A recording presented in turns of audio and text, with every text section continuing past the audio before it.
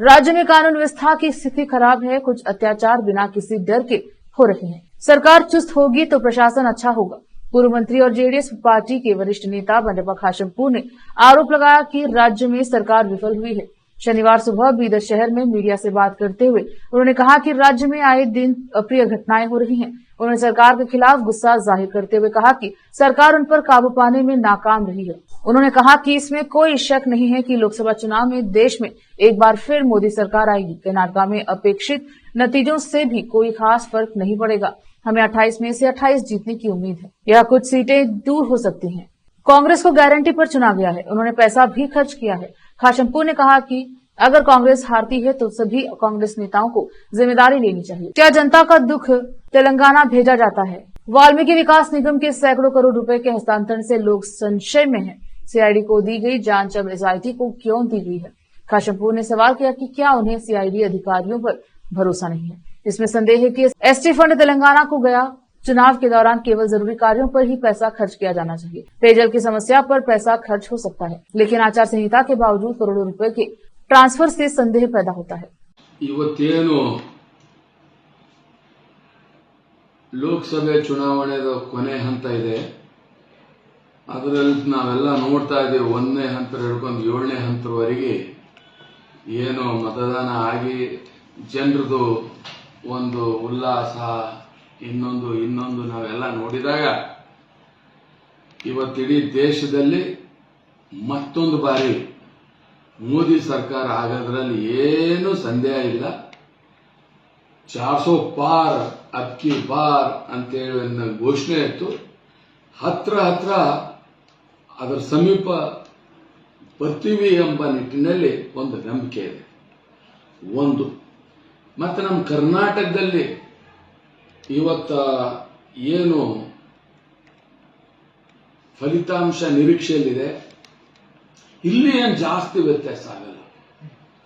ಈಗ ಹೋದ ಸಲ ಏನೊಂದು NDA ಪರವಾಗಿ ಅಂದ್ರೆ ಬಿಜೆಪಿ ಪ್ಲಸ್ ಇಂಡಿಪೆಂಡೆಂಟ್ ಅಂದ್ರೆ ಸುಮಾರು ನಮ್ದು ಎಲ್ಲ ಸೇರಿದ್ರೆ 27 ಸೀಟ್ ಇತ್ತು.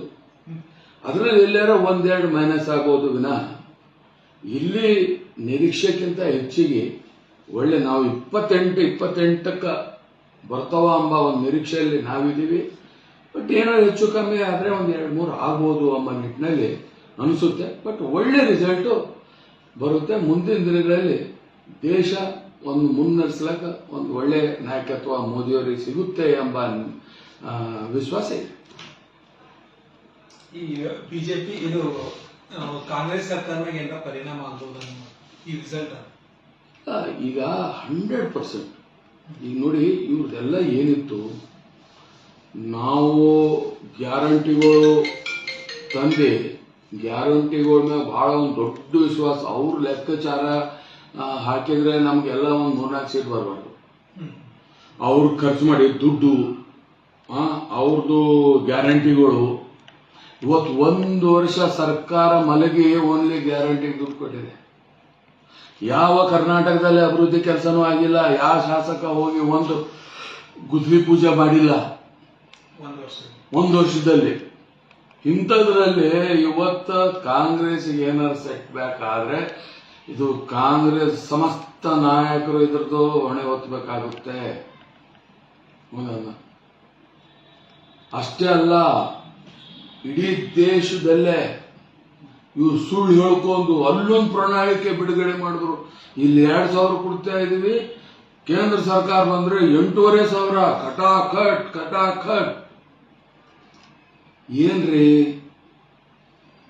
ಇವತ್ತು ಹಗರಣ ಆಗಿದೆಯಲ್ಲ ಕಾಂಗ್ರೆಸ್ ಎಸ್ಟಿ ನಿಗಮದಲ್ಲಿ, ಕಟಾಖಟ್ ಪಬ್ಲಿಕ್ ದುಡ್ಡು ತೆಲಂಗಾಣ ಕಳಿಸಿ ಇದೇ ಕಟಾಖಟ್ಟ ನಿಮ್ದು. ಮಾನ್ಯ ಮುಖ್ಯಮಂತ್ರಿಗಳಿಗೆ ನಾನು ಆಗ್ರಹ ಮಾಡ್ತೀನಿ, ಮುಲಾಜಿಲ್ಲದೆ ಇದ್ರ ಮ್ಯಾಗ ಆಕ್ಷನ್ ತಗೊಳ್ಳಿ. ಮುಲಾಜಿಲ್ಲದೆ ಆಕ್ಷನ್ ತಗೊಳ್ಳಿ. ರಾಜ್ಯದ ಜನತೆ ಇವತ್ತ ಸಂದೇಹದಲ್ಲಿದಾರ. ಒಂದು ಅಕೌಂಟ್ನಿಂದ ಒಂದು 25,000 ಹೋದ್ರೆ ಎಲ್ಲಿಂದ ಬಂತು ಎಲ್ಲಿಂದ ಹೋಯ್ತು ಅಂತ ವಿಚಾರಣೆ ಆಗುತ್ತೆ. 100 ಕೋಟಿ ಟ್ರಾನ್ಸ್ಫರ್ ಎಲ್ಲಿ ಹೋಯ್ತು ಎದ್ರ ಕಡೆಗೆ ಹೋಯ್ತು ಎಂಬ ಸಂದೇಹ ಜನರಲ್ ಆಗಿದೆ. ಒಬ್ಬ ಮಂತ್ರಿ ಬಲಿ ಆಗ್ತಾರೋ ಎಷ್ಟು ಜನ ಬಲಿ ಆಗ್ತಾರೋ ಗೊತ್ತಿಲ್ಲ. ಬಟ್ ಮುಖ್ಯಮಂತ್ರಿಗಳು ಇದ್ರ ಮೇಲೆ ಸ್ಟ್ರಿಕ್ಟ್ ಆಗಿ ಆಕ್ಷನ್ ತಗೋಬೇಕು. ಜನ ಕಾಯ್ತಾ ಇದಾರ. ಇನ್ನು 4-5 ದಿವಸ ಆಯ್ತು. ಪಾಪ ಒಂದು ಅಧಿಕಾರಿ ಇವತ್ತು ಆತ್ಮಹತ್ಯೆ ಮಾಡ್ಕೊಂಡ ಮೇಲೆ ಇಷ್ಟೊಂದು ನಿರ್ಲಕ್ಷ್ಯ. CID ಕೊಟ್ಟಿದ್ರೆ ಮತ್ತೆ ಯಾಕೆ SIT ಮಾಡ್ತೀರಿ? CID ಮೇಲೆ ನಂಬಿಕೆ ಅಲ್ವಾ? ನಮ್ಮ ಪೊಲೀಸರ ಮೇಲೆ ನಂಬಿಕೆ ಅಲ್ವಾ ನಿಮಗೆ? ಇದರಿಂದ ಎಲ್ಲೋ ಒಂದ್ ಕಡೆ ಯಾವ ದಿಶೆಯಲ್ಲಿ ನೀವು ತಗೊಂಡು ಹೋಗ್ಬೇಕಂತ ಇದ್ರಿ ತನಿಖೆ ಎಂಬುದು ಜನರ ಸಂಶಯ ಮೂಡ್ತಾ ಇದೆ. ಅದಕ್ಕೆ ಇದೊಂದು ದೊಡ್ಡ ಹಗರಣ. ಇದರ ಮೇಲೆ ಬಹಳ ಶೀಘ್ರಗತಿಯಲ್ಲಿ ತೀವ್ರಗತಿಯಲ್ಲಿ ಆಕ್ಷನ್ ಆಗಬೇಕು ಎಂಬ ನಿಟ್ಟಿನಲ್ಲಿ ತಮ್ಮ ಮುಖಾಂತರ ನಾನು ರಾಜ್ಯ ಸರ್ಕಾರ ಅಂದ್ರೆ ಹಣಗಳು ದುಡ್ಡೇನು ಎಲೆಕ್ಷನ್ ಪ್ರಪೋಸೇ ಟ್ರಾನ್ಸ್ಫರ್ ಆಗಿದಾವ ಅಂತ ಅನ್ನಿಸ್ತದಪ್ಪ ಮೇಲ್ನೋಟಕ್ಕ. ಈಗ ತೆಲಂಗಾಣಕ್ಕೆ ಹೋಗ್ಬೇಕಾಯ್ತು ನಮ್ಮ ST ಫಂಡ್ ಅಂತಂದ್ರೆ ಯಾಕೆ ಹೋಗ್ಲತ್ತು? ಎಲೆಕ್ಷನ್ ಟೈಮಲ್ಲಿ, ಮೇನ್ ಎಲೆಕ್ಷನ್ ಟೈಮಲ್ಲಿ ಎಲ್ಲೆಲ್ಲಿ ಮೂವ್ ಆಗಿದೆ, ಹೆಂಗ್ ಮೂವ್ ಆಗಿದೆ ಹೌದು ಹೌದು. ಕೋಡ್ ಆಫ್ ಕಂಡಕ್ಟ್ ಇದೆ, ಇನ್ನೊಂದಿದೆ. ಯಾವೇ ಎಮರ್ಜೆನ್ಸಿ ಕುಡಿಯೋ ನೀರಿಗ ಇನ್ನೊಂದಕ್ಕ ದುಡ್ಡು ಬರಗಾಲ ಅಷ್ಟೇ ನಾವು ದುಡ್ಡು ಖರ್ಚು ಮಾಡಿ